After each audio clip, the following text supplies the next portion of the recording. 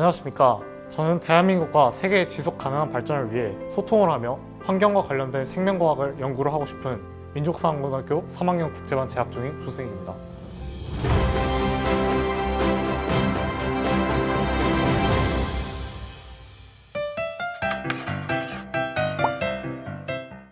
지속 가능한 발전을 위해서 제일 중요한 것은 아무래도 천연 자원이 아닐까 싶습니다. 그래서 이 천연 자원 같은 경우에는 미래에도 각광받을 수 있는 요소를 가져야 하며 이제 사람들이 좀 거리낌 없이 실제로 사용할 수 있는 자원이어야 합니다.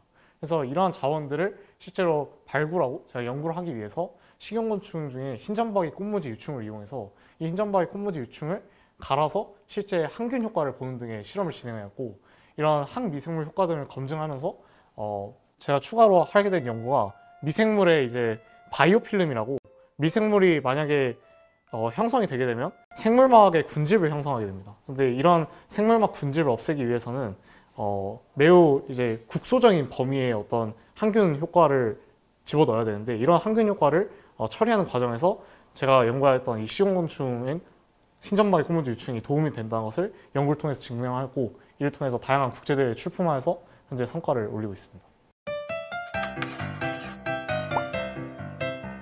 제가 연구를 하다 보면 이제 요즘에 많이 의혹이 되는 게 표절 의혹입니다. 그래서 아무래도 연구를 하기 위해서 제일 기본적인 자질은 이 연구가 도대체 어떤 차별성을 가지고 있는가, 그래서 기존 연구와 어떤 점이 다르길래 이 연구가 특히 더 각광을 받을 수 있는가에 대한 고민을 끝없이 했는데, 제가 처음에 이 실험을 시작하는 과정에서 식용곤충에 대한 항균 연구는 많이 진행되고 있습니다. 예를 들면 뭐 갈색 거절이나 아니면 뭐 꽃무지 유충을 이용해서 이를 이용해서 항균 실험을 한 것은 많이 이미 증명이 된 사례들인데, 저는 이에 한 발짝 더 앞서 나가서 이 연구에 조금 더 차별성을 주기 위해서는 이 식용곤충이 곤충이라는 점을 이용해야 한다라고 생각을 했습니다. 그래서 곤충들은 아무래도 크기에 따라서 계속 자랍니다.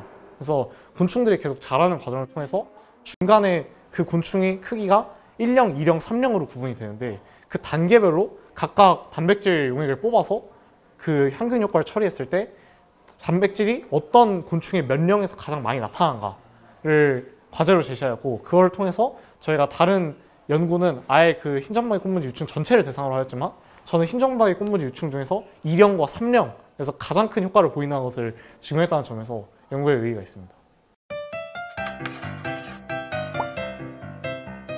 제가 예전에 초등학교 때 과학 토론대회에 나갔다가 예전에 식용곤충 농장을 방문한 적이 있었는데, 그때 농가 그 사장님께서 해주셨던 말이 이 미래의 각광받을 자원이기 때문에 매우 좀 주의 깊게 봐놓아라, 이런 식으로 얘기를 해주셨습니다. 그래서 그 이후에 제가 중학생이 되고 고등학생이 됐을 때 다시 이 식용곤충을 찾아본 결과 미래에 현재 각광받는 슈퍼푸드로 인정받고 있고, 여기에서 나오는 단백질의 함량이 되게 밀도가 높다라는 것을 알게 되었습니다. 그래서 이것들을 접하는 과정에서 물론 처음에는 당연히 징그럽고 좀이라도 약간 부담이 있었지만, 이제 계속해서 이 실험을 다루고 하다 보니까 이 식용곤충을 중간에 찹쌀을 이용해서 절식하는 과정도 거치고, 이를 이용해서 계속해서 다양한 천연 자원들을 발굴해 나가는 연구를 통해서 조금은 편견이 좀 사라지지 않았나라는 생각이 듭니다.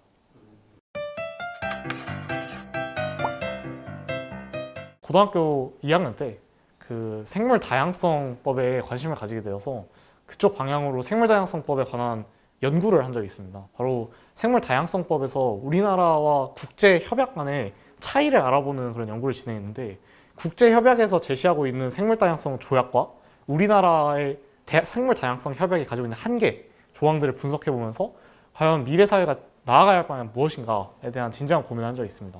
근데 그러던 중에 산림청에서 유튜브 영상을 봤는데, 가장 인상 깊게 봤던 내용이 이 코로나 바이러스 자체가 원래는 이제 박쥐 사이에서 전파되었던 질병이었는데, 이것들이 점점 인간의 산림 파괴나 아니면 다양한 이제 문명의 발전으로 인해서 박쥐가 살아가는 서식지가 줄어들게 되면서 현재 우리가 살고 있는 지역 근처로 넘어오게 되면서 이 질병 자체의 변이가 일어나고, 그로 인해서 이렇게 심각한 코로나 바이러스가 일어나게 됐다라는 내용을 보았습니다. 근데 저는 전혀 이 문제가 단기적인 문제로 끝날 거라 생각하지 않았고, 결국에는 지속적으로 충분히 인류가 평생 동안 고민해야 될 문제이자 과제라고 생각을 했습니다. 그래서 결국에는 지속가능한 발전을 매우 관심을 갖게 되었고, 이를 바탕으로 현재 우리나라에는 어떤 유전자 관련돼서 어떤 LMO라고 그 유전자 변형 생물체들이 있는데, 그런 유전자 변형 생물체들이 확실히 그 조항이 많이 약하고 우리나라에서 관리와 규제가 덜 되어 있다는 것을 좀 파악해서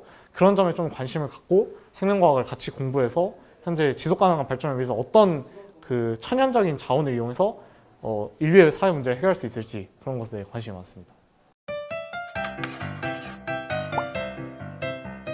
현재 생명과학 학부가 유명한 그 대학교를 중심적으로 해외 대학에 지원해서 해외 대학은 아무래도 그 1학년이나 2학년 때부터 학부생 때부터 연구에 참여할 수 있는 기회가 많다 보니까 훨씬 더 제가 폭넓은 분야에서 생명과학을 공부하고 제가 관심 있는 미생물학과 환경과학 쪽을 조금 더 자세히 공부할 계획입니다. 그래서 석사 과정을 수료한 이후에 이제 만약에 기회가 된다면 중간에 제가 얻은 그 어떤 바이오에 관련된 지식들과 환경과 관련된 지식들을 융합해서 한국에 돌아와서 약간 환경 관련된 간단한 사업을 열어보고 싶습니다. 그리고 그런 사업들을 바탕으로 해서 모인 자금을 이용해서 현재 그 대한민국의 중학생이나 고등학생들이 아무래도 과학, 기초과학이나 아니면 과학자의 꿈에 대해서 막연한 생각을 많이 가지고 있는데, 그런 학생들을 위해서 저 또한 어떤 그 혜택을 받았던 학생이기 때문에 그런 장학금이나 아니면 실제 도와줄 수 있는 사이언스 캠프 등을 진행해서 확실히 미래의 대한민국의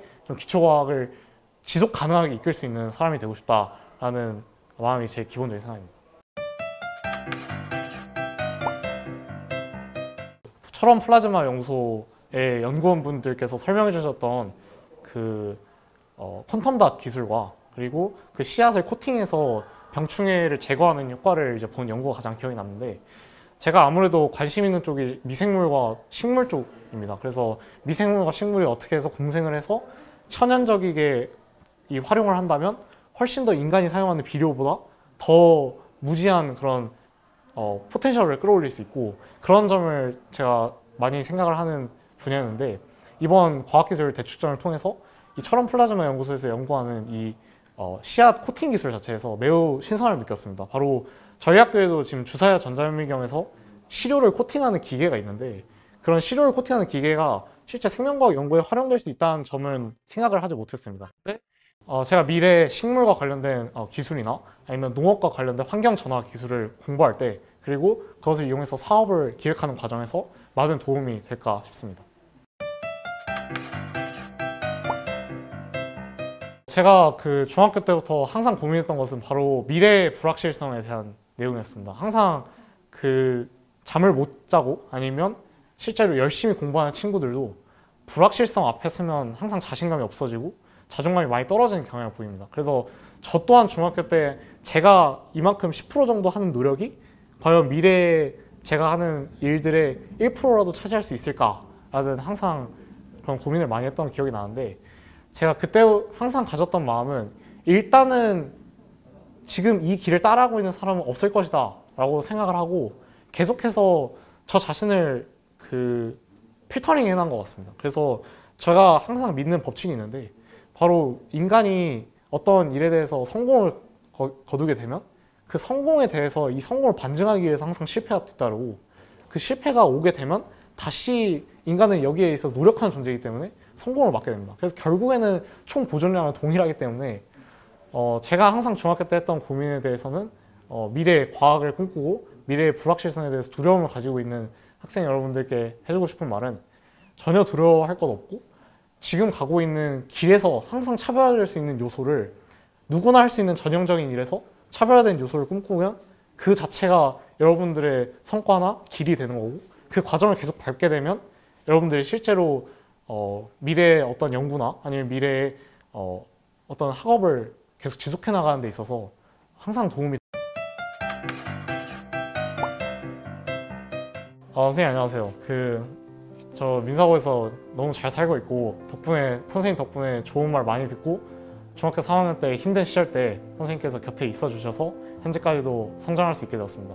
앞으로 선생님께서 늘 강조했던 것처럼 과정을 사랑하는 사람이 되어서 전혀 결과에만 너무 목매달리지 않고 과정을 사랑하면서 한 발짝 더 나아가는 그런 과학자가 되도록 하겠습니다. 감사합니다.